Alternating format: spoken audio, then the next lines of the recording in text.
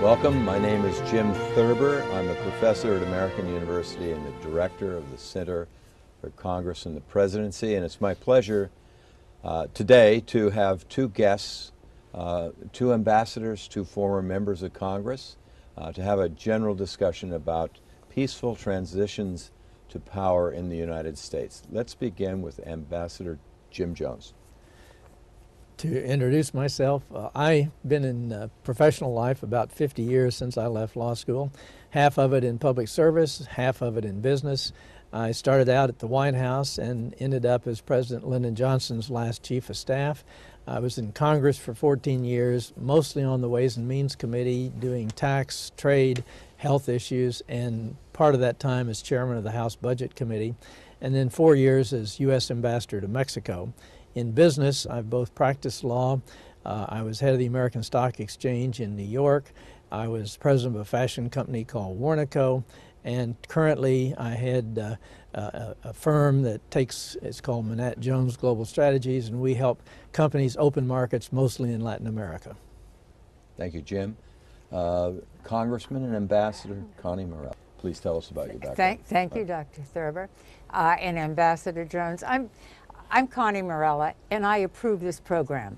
I'm delighted to be on this program with two very distinguished colleagues and those who have contributed to government in so many ways.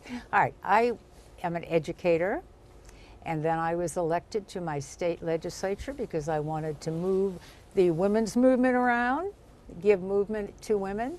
And then I was elected to the Federal Congress. I served in the Federal Congress for 16 years, and then I was very fortunate to be appointed ambassador to the Organization for Economic Cooperation and Development in Paris for 4 years. That's an organization of 34 of the most industrialized nations that work together on best practices and conventions. And I'm now very active with the former members of Congress and serve on some public service boards and do a little bit of work with the State Department. But I just want to add, in terms of juggling politics and life, that my husband and I have raised 9 children. 3 were our biological children, and 6 were the children of my late sister. So I had what they call a mini precinct in my own house. And I think, Connie, that's why you did so well in Congress, because sometimes there are many children in Congress that have to be, you know, sort of controlled. Very good point, Jim Thurber, right. And it was also so good to get out of the house. Yeah, you got away from it. Now, Jim Jones, we have a question from Germany about second-term presidents, that they are more bold, and certainly this president was bold. He set out a specific agenda of what he wants to do on civil rights, women's suffrage, he mentioned that, and the importance of equal pay for that, same-sex marriage, immigration, climate control. But your background as chair of the Budget Committee is related to a major confrontation that's going on between the Republicans and Democrats, and that's debt and deficit. We have a very large debt and deficit. At the same time, we need to create new jobs. Our guests from a forum in Germany really ask about this. Is he going to be bolder in the second term? You've been in the White House, the Hill, you've seen this. Well, I think President Obama, whom I supported both in 2008 and 2012, is going to be bolder. Quite frankly, I was disappointed in his first term. It seemed to be too cautious and too laid back and not in control. And I came from a White House where Lyndon Johnson was very much in control and was dominating this city. As soon as the election was over and President Obama's first press conference this year, or after the election, I told my wife, he's going to be president now, because for the first time he seemed to be in command, seemed to know where he wanted to go, seemed to be bold. And I think that's going to color his second term and his place in history. Now, second-term presidents oftentimes have problems. They don't understand at the time they start their second term. And those problems are usually beyond their control, or something that happened during their first term that only comes to light in the second term. specifically President Nixon, President Reagan with the Iran-Contra, Bill Clinton with his own personal situation, and that sometimes throws them off of achieving what they really want to achieve. But I think the fact that they don't have to run for re-election again gives them a courage and a vision and a boldness that they didn't have in the first term. It's interesting because President Johnson, in his first full term, after his first term was after President Kennedy was assassinated, and his first full term, we started talking in late 1967 about whether he should run for re-election. We had that conversation for about 7 months, and he was very concerned that once he announced that he would not run for re-election, he would be a lame duck and would have no power to get his legislative program through. The interesting thing was, after he had made that announcement, and up until the Democratic Convention, he had just about as much power as he had before. So I think a second term, if outside events don't throw the president off, second terms can be very productive for a president. Well, Connie, to follow up on this question from Germany, this forum, you've seen lots of transitions. The question is, you're a Republican, and the Republican Party's changed immensely in Congress since you were there. We have divided party government. You need to get a coalition together to get the votes. Is it possible in the second term to have fundamental changes, as outlined in the inaugural speech, with the way the Republican Party and the Democratic Party are set up on the Hill? Far right, far left, very few people in the middle. What do you think?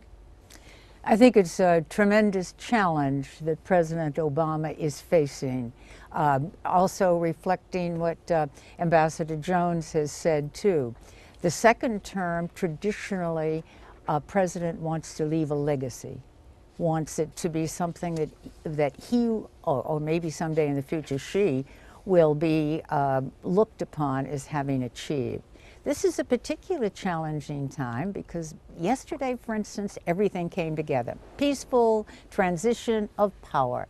Democrats, Republicans sitting next to each other, members of Congress who were watching, who went to the luncheon where the president spoke to them about working together.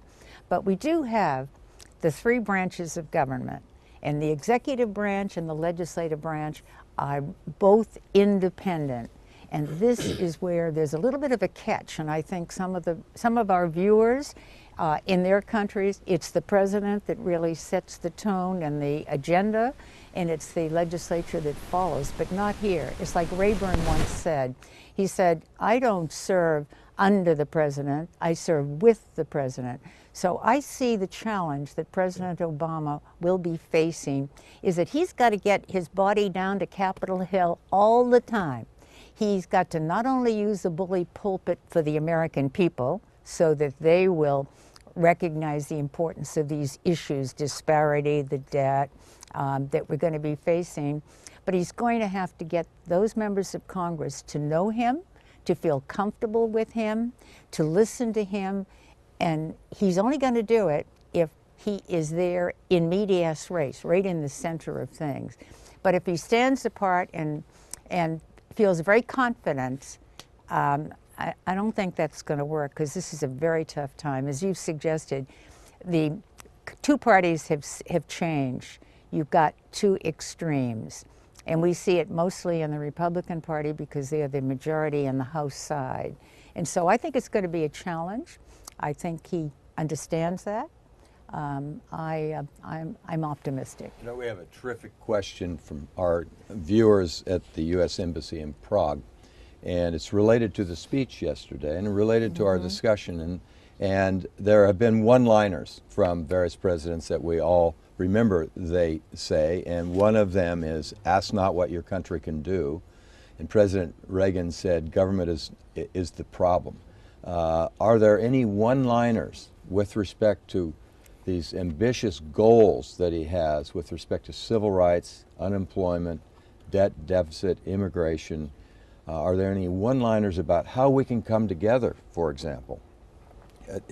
You know, we've got this problem, bringing both wings of the party together and governing. Can you think of any one-liners out of this? And if you can't, that says something too. Yeah, I didn't catch any one-liners out of this. In fact, I was struck by the fact that this was more like a State of the Union speech in which you outline the various specific things that you want the Congress and you to accomplish, as opposed to a more lofty set of rhetoric that you would give broad visions for where you want the country to go.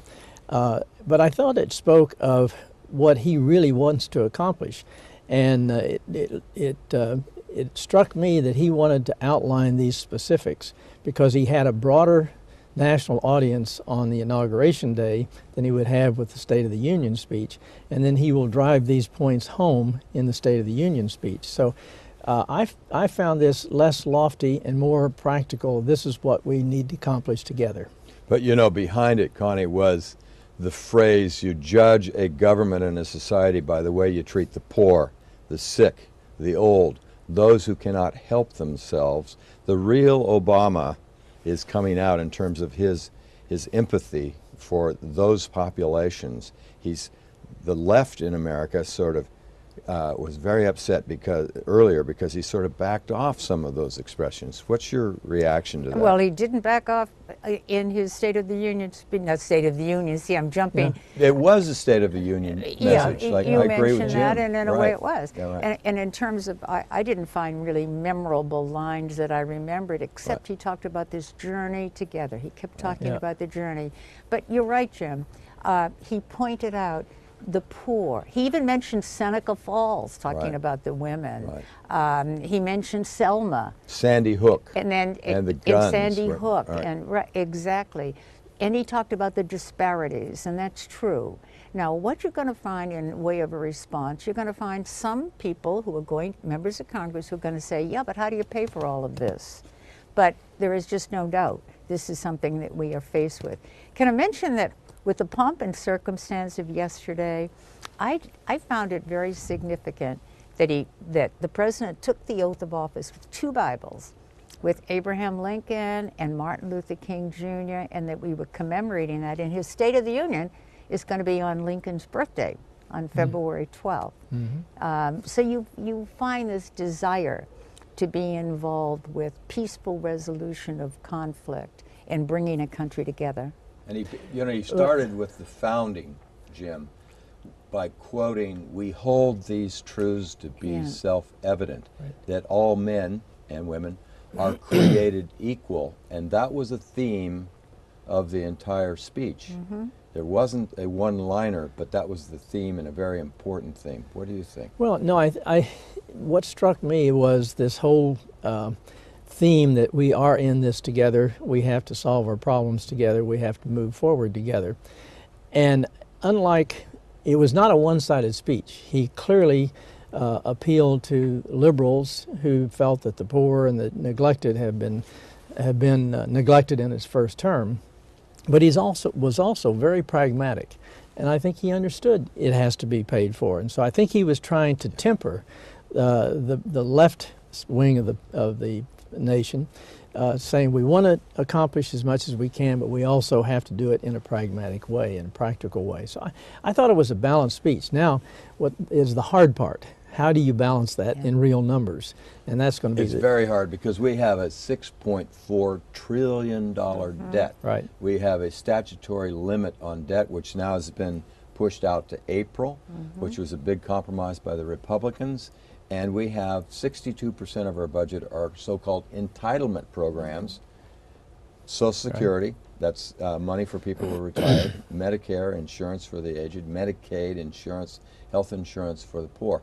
He mentioned those things, that we should protect them, but he also mentioned that we have to be hard-headed about it and find the money. Right.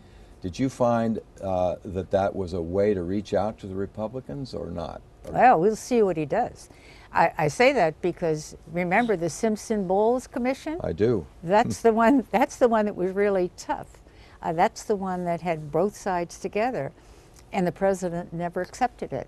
I think it's time for a relook at it, not to follow it identically, But to say, and I think the president needs to use a bully pulpit this way and meet with Congress to say, yes, I know you don't want to increase taxes, but we have got to do something with the revenue. And I know that we want to preserve Medicare, but there need to be some adjustments. Social Security, there need to be some adjustments. Medicaid need to be. So I think you need both sides to come together. And if he realizes that with his team, his band of brothers that are going to be, and sisters. Not that many sisters. I mean, really, and that's one of the problems. He's got the band of brothers instead of the team of rivals. Yeah, right. Surrounding him. Not many sisters anymore. But That's you know, right. Simpson Bowles, for our viewers that do not know Right. this term, Thank you. it was a commission that he started because Congress wouldn't start it, to find out a balanced approach to dealing with the debt. And that was, we're going to have some tax increases and we're going to have some cuts in popular programs. Everybody out of office loved it. Right. But he had real problems with his leadership in the House. Right. Leader Pelosi immediately said she was against it. Right. The Republicans said they were immediately against it. He didn't use political capital to push it, and Boehner tried with the president for a little bit. He's the Speaker of the House. Right. But it failed. Do we have a chance to do something about the debt, Jim? Yes, I think the answer is yes. And Speaker Boehner, I actually feel sorry for him because he made the deal and then he couldn't sell it to his own Republicans. And we've been in that position on the Democratic side in the past, so I know what he went through.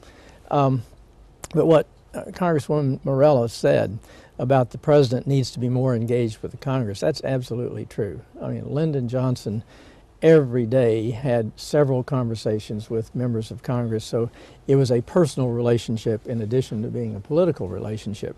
President Obama has to do that clearly, but I think he also has to go to the country and develop a support within the country for that. We have fallen into a politics that really started in the 1980s that said that the American people were told and now believe we can have it all and we don't have to pay for it.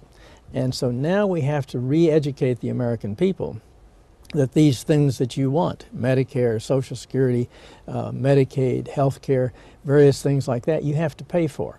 And that's going to take the president himself going out and building the case as he builds a relationship with the Congress.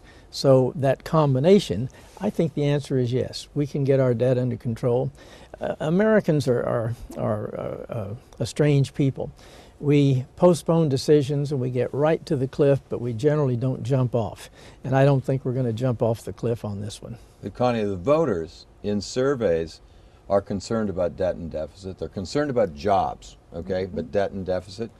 But it seems like the message didn't clearly get communicated through our electoral system to people on the Hill that we need to compromise, come together. Our German viewers have asked, do you think the presidential, and I'll add congressional, election system could be improved? Now, what's an election? It's talking about the issues, trying to come up with solutions, and going forward to support the person that has those solutions. Do you think we can improve this system? I do. I think we can. I think it's going to require a lot of patience and time in terms of doing it. I think, first of all, and I don't know whether our audience understands the fact that every 10 years we have a census of all of the people, whether they're in the United States legally or not, all of the people in the country, and then we reconfigure our Congress so that we do not have more than 435 members in the House, and of course 100 remain in the Senate for the 50 states. And so when they are drawn, these districts, they're being drawn, unfortunately, to favor the party that has the legislators at that time. And when you have that, you find that people are being elected by a small number of one party who are usually to the right or the left, and therefore they listen to those. So you've got to get beyond that. Do I think it can be improved? Yes. I think state legislatures can have independent commissions to do their redistricting. Now, in terms of the presidential, I think we could also use some improvement there. Presidentially, whoever wins, whichever candidate wins in a state, gets the entire electoral votes for that particular state. Now, a state like Maine has a different plan, and a few others do too. They do it And Nebraska, proportionately. Maine and Nebraska. Right, exactly. Yeah. They do it proportionately. Now that makes more sense in terms of the presidential. So I think certainly we need to do more with not having so many safe seats as we had talked about earlier, and the presidential too. And I think it's the constituents that will make the difference in all our discussions. If they get to their members of Congress and say, hey, it's time for all of us to come together. But I don't think they understand fully that there will be an impact on them if they want to reduce this debt and deficit. Now, Connie and Jim, on this proportional representation, I'm all for it. And in fact, George W. Bush would have won significantly in 2000 if we had done it proportional representation. I've done an analysis, other people. That means that in California, rather than getting all 55 electoral college votes if you win by one vote, Bush would have gotten about 40% in California because he won about 40% of the districts. But if you have gerrymandering, political gerrymandering, so that these districts are safe for one party or the other, and then you use that as the basis of selecting the president, there can be a bias. Jim, have you thought through this? No, and I'm less concerned about the presidential process than I am about the congressional, and I totally subscribe to everything Connie mentioned about the need for commissions and a more independent redistricting of congressional seats and all. The other, and we should stress, the conduct of elections in the United States is really fair. It's really honest. It's Yes. out of, the corruption doesn't exist there as it does in many countries. However, this redistricting issue, the way the districts are drawn, and the other thing is money in politics. I think that's the other big thing that needs to be reformed in the United States. It costs so much money to run for office, and more members of Congress, the day after they're elected, start raising money for the next election. And it's not that you are corrupting the system, but those who are giving more money have more access. And I think, and members of Congress spend more time raising money than dealing with issues. And so I think that's the other thing that needs to be transformed. Well, we have a permanent campaign, permanently going after money. This election was $6 billion for the House, the Senate, the presidency during the primaries. And we've had recent Supreme Court decisions that make it easy to give millions of dollars secretly. Right. And then you add to it some problems in this election for voting. There were changes in rules to make it more difficult to vote, and we're going to be looking at all of those things. The president's very interested in looking at all of those things. But let's go to another question from Georgia, from our guests in Georgia, and it is related to what we're talking about. You can elaborate on it a bit. It's second-term presidents need a strong administration and congressional support for all 4 years. It's a separated system. How will Obama change given the congressional opposition in the House and the far left and far right opposing what he wants to do that seems to be moderate? Jim, would you like to go, or Connie next? I think President Obama is looking for the comfort factor. And I think we see that in his first choice of cabinet members. I mean, John Kerry for Secretary of State. John has always wanted it, and I think he'll do a great job. Chuck Hagel, with whom he is very comfortable in terms of military presence, and who has some great experience. Jack Lew, who actually ran his transition. We haven't talked about transition teams to make this peaceful transition of power. Brennan, the CIA. So what he has picked are not people who are going to come to him with different views, but people who agree with him. They will be comfortable for him. And I see that as a difference from his first term. His first term, for instance, he had, as Secretary of Defense, he had a Republican. For transportation, he had a Republican. He had people who disagreed with him in many instances. So I don't know how that's going to play, but it's saying to me that he wants to do it as comfortably as possible. Well, you know, in his first term and in his election campaign, he said he was going to change the way Washington works. Yeah. And so he did for a while by having a lot of people from Chicago, Yes, from that's Illinois true. around him, and he felt comfortable with them. But now he feels comfortable with the professionals, the non-ideological professionals that know how Washington works. It seems to me Right. that there's been an education of the president to a certain extent. No, I think that's right. And the very people that Connie talks about being appointed to the cabinet, he's comfortable with them, but they also have comfort level with the Congress. And I think that shows that he wants to build whatever coalitions are necessary in the Congress to get the programs that he wants through. I think that he's thought out where he wants to go, and he's not looking for additional ideas necessarily from his cabinet. He's looking for ways to actually implement and pass the things that he wants to accomplish. And so the kinds of appointments he's making so far will help him do that. I think you're going to have to, in many instances, just forget the left and the right, and to carve out as broad a middle category for a majority in the House and Senate to get your program through. And do you think that's the case with respect to immigration? It seems like the Republicans got the message about, well, there's a whole new population here of Hispanics and Latinos. 72% of them voted for the president. They need to pass an immigration bill because it's right, but also that they can reach out to the Hispanics and maybe bring them into the Republican Party. Do you think that's an area where we can find some common ground? Absolutely. I think that is indeed an area already being cultivated for a nice piece of legislation. I mean, and I think it's for pragmatic reasons also.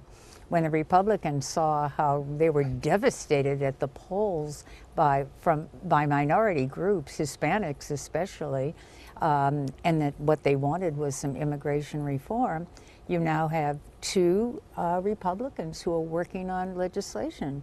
You know, you've got Rubio from Florida, and you've got Ryan, both working on. And Cruz from Texas, the new and Cruz senator. from Right, Texas, right, too, new all senator. working on it. Right. And of course, the president wants it. So this may be a good example of their ability to work together. And I think President Obama should jump on it. As soon as they come out with something, talk to the Democrats, too, and say, you know, can we do something where we show the nation we can be. So the bottom line here is, nonpartisan. Jim, that sometimes there are issues that are different than all the other issues you can come together on it. And maybe Yeah. immigration is one.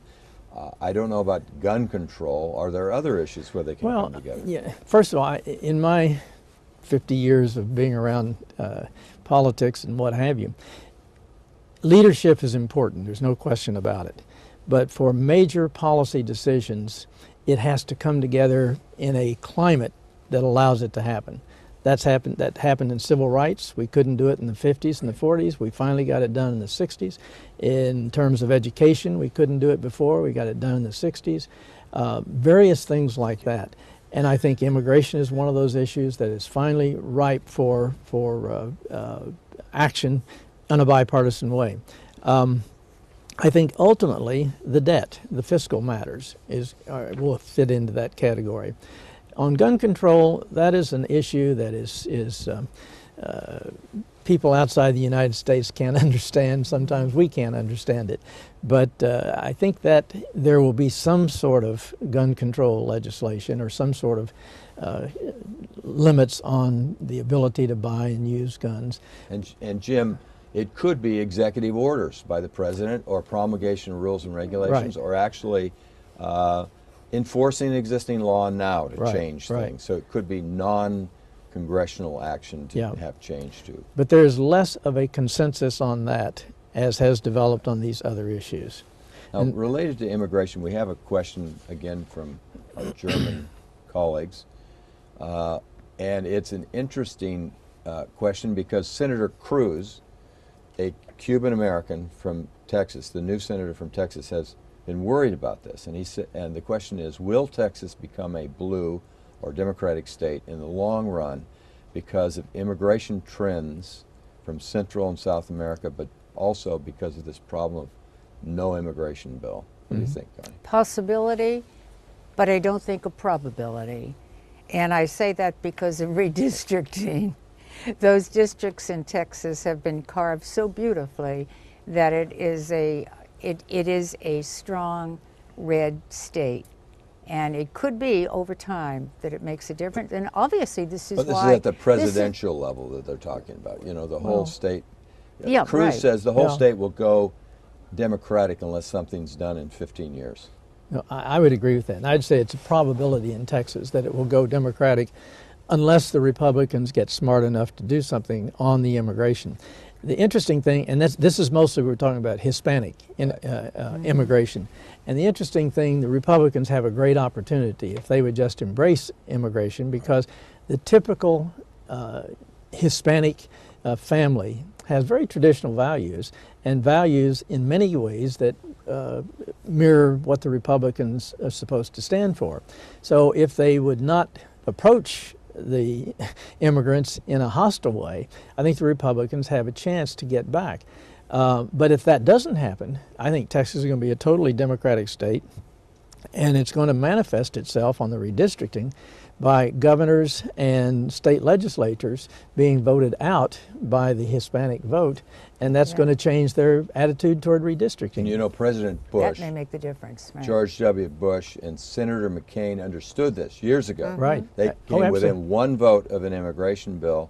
Now Senator McCain is behind the scenes pushing for a bill. I think it would be good to have his name on that bill because he's Yeah. been working on immigration for a long time. Yes. Another question, this one is tough, but it's so important around the world. It comes from Montenegro, and a person in the audience there has asked, is peaceful transition of power possible in dictatorships or in a country where democracy exists only formally, but it is in truth a dictatorship?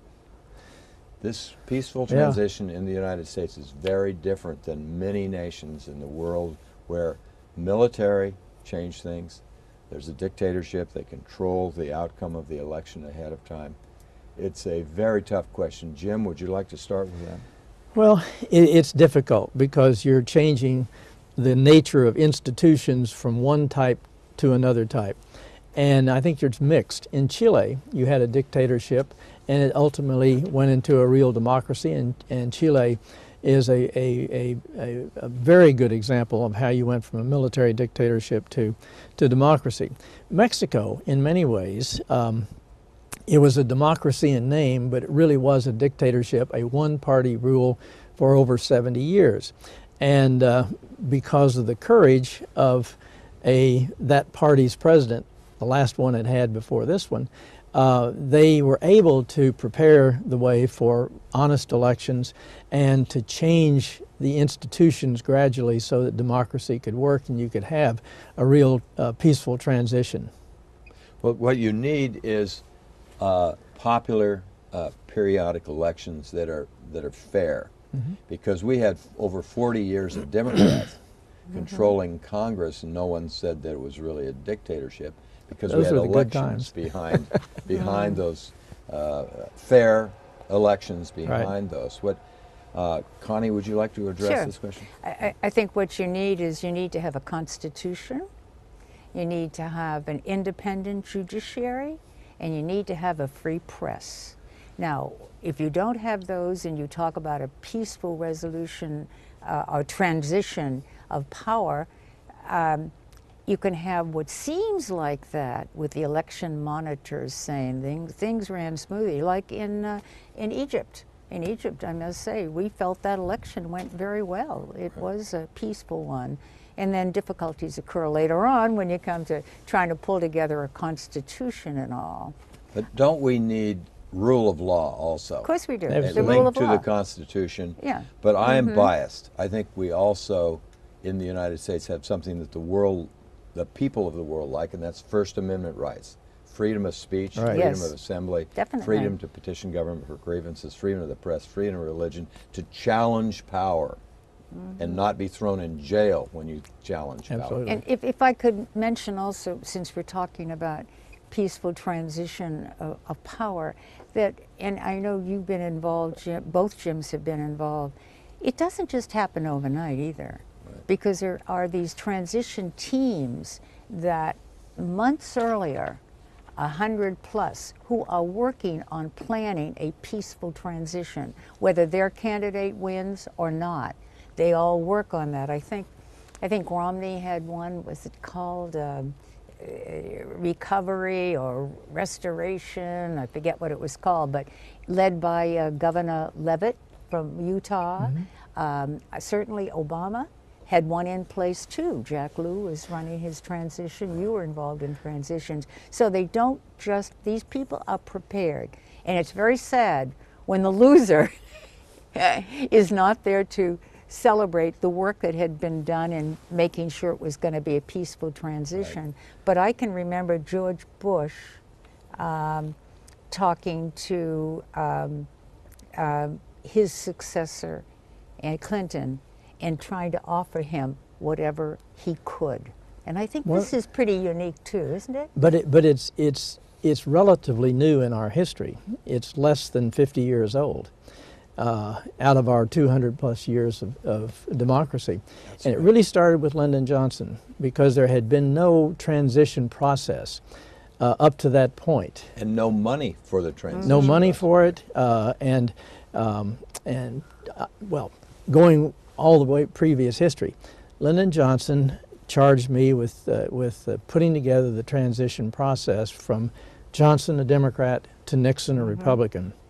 And his charge was, I want, well, he said, Nixon is a no-good SOB, but he's the only SOB we have as president, and I want him to be fully prepared.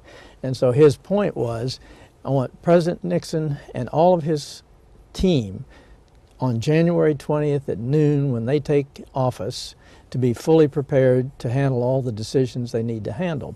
That was our charge. That had never been done before, and it's been institutionalized since then. It's a very important thing to do, whether it's the same party transitioning to the next administration or opposite parties even more so.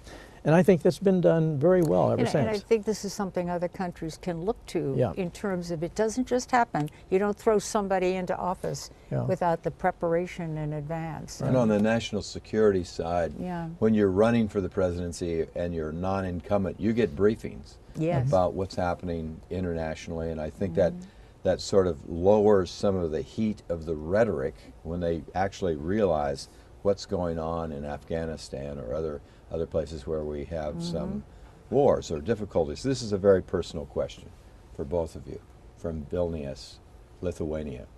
So they're just great people. I was just there recently, and it's just had a terrific time meeting the students there and others. This one is, what were the reasons why you ran for office, for Congress? And would you return there if you could? Let's start with Connie. Well, I started off seeking elective office when I was appointed to a commission for women, and I realized the inequities that there were. We didn't have an equal rights amendment, didn't have various opportunities in terms of employment and credit and housing and education. And so I would say the women's movement put the movement into me. And although people will say, are you running as a woman? Well, I don't have any choice. I am a woman. I'm not running as a man. But nevertheless, women care about all issues. So I've been very much involved with foreign affairs and so many other issues that affect all of us. But really, I was moved by issues, and I wanted to make a difference. I felt that I needed to be a voice at the table. And if I weren't, I'll let your listeners figure this one out. If I weren't at the table, I might be on the menu, which means they may be talking about something that affects me adversely. That's good. And so I very much considered it a privilege to serve in Congress. Would I be there now? If I were there now, I would be a real minority, and it would be very difficult to find colleagues who would agree with me and were ready to push things in the party. So I would say it'd be difficult. So, Congresswoman, you were considered a moderate Republican, and that's sort of an endangered species, if not totally wiped out, as well as blue dog Democrats who were in the middle of the Democratic Party. They're gone, and so it would be tough to go back. It'd be very tough. It's the center seems to be collapsing, so we need to do some more rebuilding, and the people are the ones who can do it by electing. And Jim, you were in the center also, but I'd like, you know, you were a rational, problem-solving guy in the middle, not a guy in the far left or the far right. But why did you run? And would you want to go back? I was motivated as a kid. When I was 11 years old, I got involved in my first campaign for a local person who was running for Congress who won. I later, in college, helped his brother get elected governor. Then I worked for him after college, and then to the White House. My dad was a rural mail carrier. In those days, rural Oklahoma did not have television sets. And so the summer entertainment was politics. And I found this to be fascinating entertainment and to be a part of. So I was struck by politics and the political process from early on. And then fortunately, I worked for people who were really smart and who were very honest and with whom, or for whom I could be very proud. And they sort of molded me in the sense that you don't get things done in this country, because we have such a diverse population, unless you can start building coalitions, and that means you move toward the middle. Everybody gives, on the extremes, gives up a little bit in order to accomplish something. And that's always been my motivation. Well, Jim, you were chair of the Budget Committee. It was a great honor, but it's a tough job to bring together those coalitions, to put spending limits and revenues, and then you had to vote on some deficit. But at least you passed the budget on time. Yeah. We have a real problem, Connie, right now, passing the budget on time. You know, we, in fact, have only passed the budget on time in the United States since 1976, 5 times. 5 times, and several of them were associated with All you. of our, Right. every year we passed a budget. I'm talking about the House and the Senate. Okay. The Senate hasn't passed the budget, and this is where I'm going. Right. The Republicans have come up with this idea in the House that that the senators will not have their salary if they don't pass a budget, and that's just the House. But of course, in the United States, you need the House and the Senate to agree and the President to sign a law. This would probably be a resolution. What's your reaction to that? I think it's a great idea. I mean, I think hit them in the pocketbook and get they should pass the budget. They have been very irresponsible in not passing a budget, I think, over the last 5 years. Yeah. Frankly, it's just a resolution. It's a resolution. I mean, they look at the president's budget, which is usually dead on arrival, pull together the way they think things should go, sort of a skeletal look at it. The House has done it. There is no reason why the Senate should not. And if you need, and so they've extended the time till like April 15th. And so I think there should be some consequences for not doing it. And I think the salary idea is a brilliant one. Yeah, it does hit them hard. Now, I know you know a great deal about the budget, but we're going to move on a little bit. I'd love to hear you for hours on this, because I love to write and lecture about the budget. But let's go to the next one. It's a very simple question, and it's a term that we use in the United States, lame duck president. What is it, and when does it start for President Obama, the lame duck president? Well, the lame duck means that's when you've lost your power, power to actually lead the Congress and lead the country. And that's a good question. As I mentioned, this is from Georgia. Okay. Great question from Georgia. Yeah. Right. As I mentioned a little earlier, President Johnson was not inclined to run for re-election in 1968, but he wanted to postpone the decision because he thought once he announced he wasn't going to run, he would be a lame duck. It turned out that was not the case. It turned out that he was able to get through most of his legislative agenda after he announced, but he didn't have that opportunity after the Democratic convention and Hubert Humphrey was nominated as the nominee. So once a party nominates the next presidential candidate nominee, then I think the sitting president becomes a lame duck. But I don't think he has to be before that. And so President Obama, instead of having 4 years of lame duck, I think he has really 2 years of his second term that he can get a lot of things done. He has a lot of power and a lot of tools at his disposal to get things done. When you get into the last 2 years, it becomes more problematic. And the last 6 months or 8 months, you really are a lame duck. But Connie, how is it going to work with Congress? This is a theme we're coming back to continually. There have been two major bills that have been passed. One is the so-called fiscal cliff bill on taxes. 2/3 of the Republicans voted against it, and Speaker Boehner had to take lots of Democratic votes to get it passed. And also funding for Sandy and all these people that were wiped out with this hurricane. It was 2/3 against it, 1/3 Republicans. How is it going to work with Congress, and can Boehner continue to do that? First of all, in 1933, FDR started the first 100 days. So when you talk about achievements by the president, I think maybe it doesn't have to be 100 days. It could be 2 years, as you suggested. But I think right up front, the president's got to achieve. Otherwise, toward the end, he is going to become a lame duck. Now, I would agree with you. I think it's so disturbing that for the Sandy funding for the hurricane and for the fiscal cliff, that the Speaker of the House, who is a moderate man, relatively moderate, could not get the majority of his own party to vote that way. I think it's because so many of them came in at one time. In the 112th Congress, there were 87 new Republicans. This time, I think of the new ones, there are about 60 new ones. Now they band together.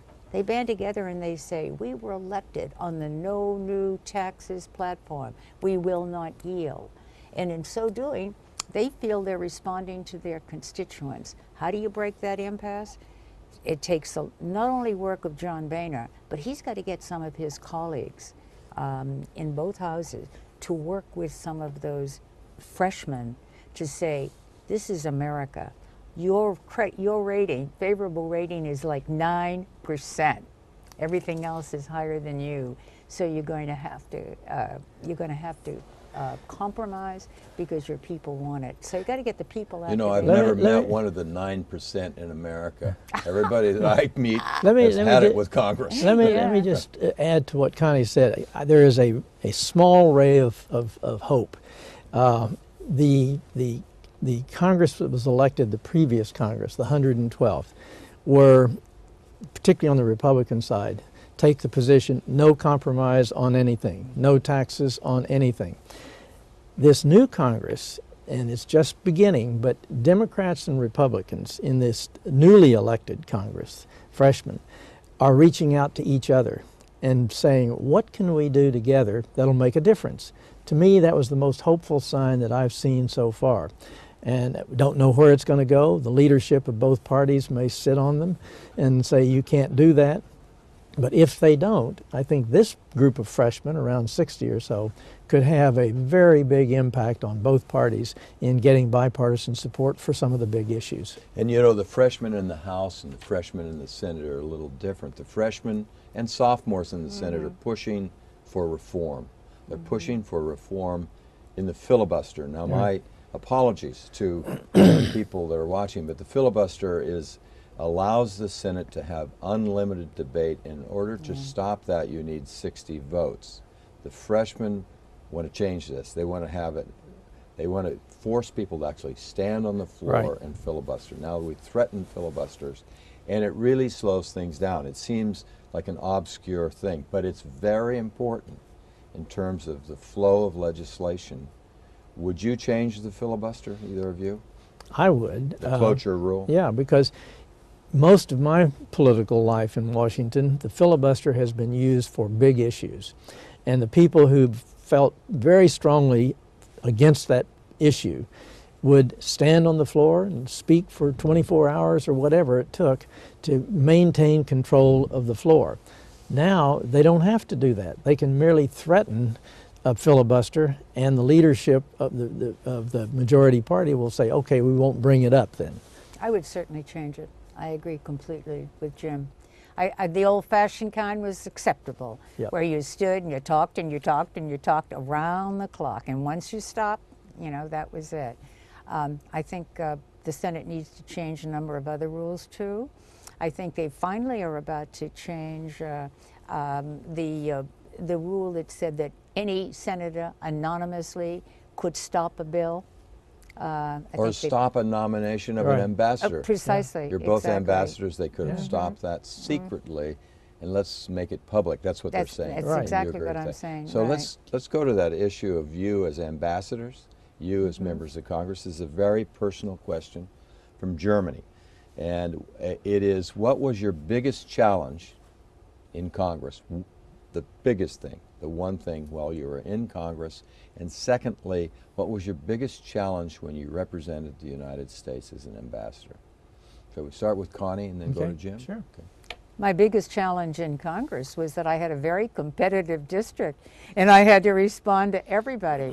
So I served during the House, not the House, the federal workforce shutdown. I served during the banking scandal. I served during the impeachment. I served during the Iraq. All of these issues that particularly came to me by virtue of representing a district that was majority was the opposite party. So responding, standing up for what I believed. So I always said it was my country, my constituents, and my conscience were my 3 C's that I looked at. So I guess that for was the it. viewers, let's explain that you had a district right next to Washington, D.C. Yes. And some people say that you were like a senator in the sense that when you're next to Washington, D.C., and you have lots of residents, voters that are involved in all these issues, you had to get involved in all these issues, not just corn or oil or something like that if you come from the Midwest or Texas or something. So Very true. It was very hard for you. Very true. Right. And because you represented people of different views and you were so close to them, Right. they knew how you felt. They knew where I lived. They'd leave notes at my door. And they'd call my kids and say, tell your mother to vote this way.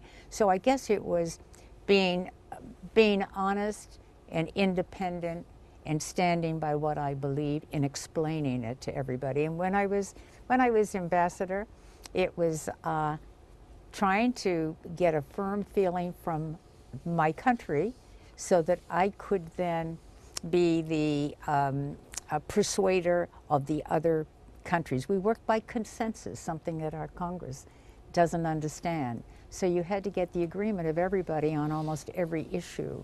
So therefore, I would do video conferences with the State Department on Monday to explain what was happening at OECD, to get their opinion and give them our point of view, and then go to bat. Right. So. I guess Jim. mine was similar. When I ran for Congress in Oklahoma, the National Journal used to do a matrix of the 435 congressional districts. Mine was the second most Republican and the second most conservative in the country, and I'm a Democrat, Lyndon Johnson, liberal Democrat. So A, was getting elected and staying elected, and B, when I was chairman of the House Budget Committee, was to walk that fine line between my constituents supporting me still in a very conservative view, and keeping the Democratic leadership, Tip O'Neill, and a very liberal part of the Democratic Party. So to get that consensus among those two extremes was a very difficult task. I enjoyed every minute of it, and we had similar experiences, I think, in that respect. Well, both of you were known for coming together and solving problems. Right. And ideology doesn't solve problems in America. No, right. And you were non-ideological. You came together, and there are very few people like that around, in my opinion, right now. But on the ambassador thing, the U.S. and Mexico has had a very difficult bilateral relationship going back to the mid-19th century when we fought the Mexican War. And from the Mexican point of view, we stole half of their country because we won the war. And then as a result, we got the states of Texas, New Mexico, Arizona, California, Washington, Oregon, and it was a very prosperous part of Mexico. And so there has been that deep distrust in Mexico towards the United States, and the United States sort of a dismissive attitude toward Mexico.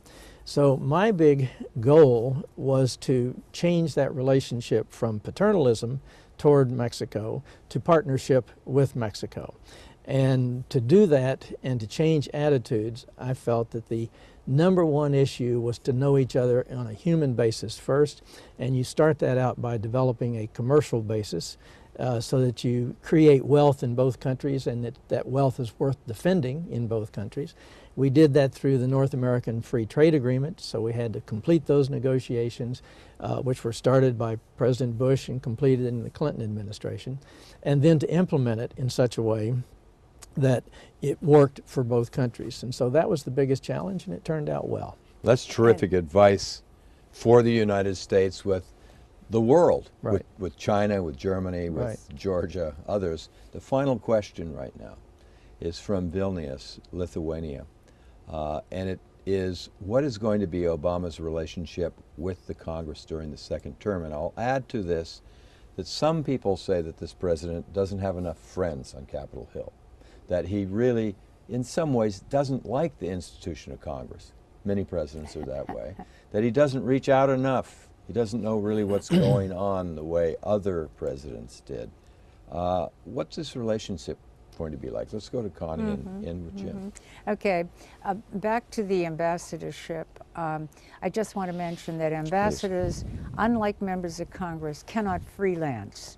You represent your country. You don't do this independently, which is why the reliance on working with your country to get the themes and then following through. And then this gets into your question with regard to President Obama.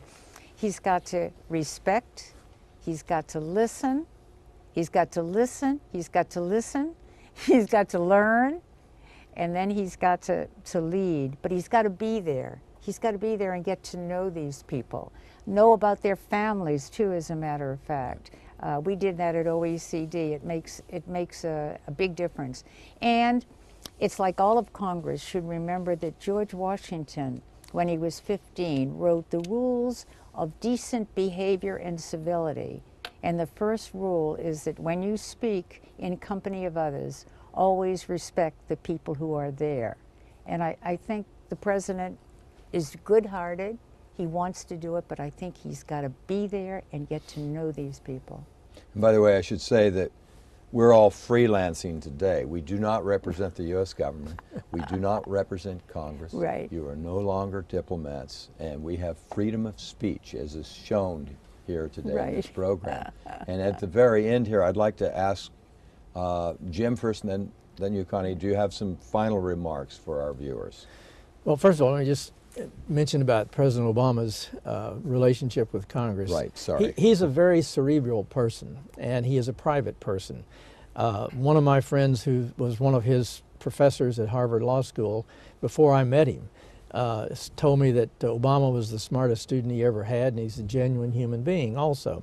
And I think that's the case. But being cerebral, it's very difficult for him to be a backslapping, if you will, politician.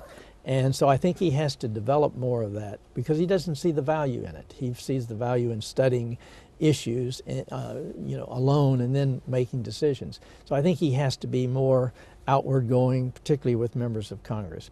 In terms of final comments, I guess my concern about the next 4 years are things outside of President Obama's control, particularly things in the Middle East and Iran and things like that. If those things are kept in check and we're able to make some progress on that, I think he's going to have a very productive, and we're going to look on the Obama administration with great success over the next 4 years, and very different from his first 4 years. If these external issues hit, it's going to depend on how he handles them and the amount of luck he has. I used to say that success leadership is 75% hard work and 25% luck. And with President Reagan, I just reversed that, and that because he was not what you would say was a hard worker, but he had a broad vision, he understood where he wanted to go, and he was a very lucky person, and part of that was the vision that he outlined. So a lot of luck is going to be needed too. Right, Connie, final words? I think the timing of this program is superb, and so I commend all of the participants who are watching and the State Department that put it together, because I think yesterday was an example of the promise and the hope and the desirability of peaceful transition of power. When you saw people in the audience, flocking there, not as many as the first time, but that's natural the second time around, but they were so happy. When you saw the Democrats and the Republicans coming together, we saw the Romney people, disappointed they lost, but willing to work together and to say, we are going to build this nation together. So I thought that was the best example that from George Washington on, this is something that we hold very dear and that is working. Mm-hmm. Well, all three of us thank the participants at all of the sites. I'm sorry we couldn't get through all the questions. We had great questions. And we want to thank you very much today for being with us. And I want to thank Jim and Connie for a really interesting discussion. And goodbye. Good. Thank you. This program has been brought to you by Connex.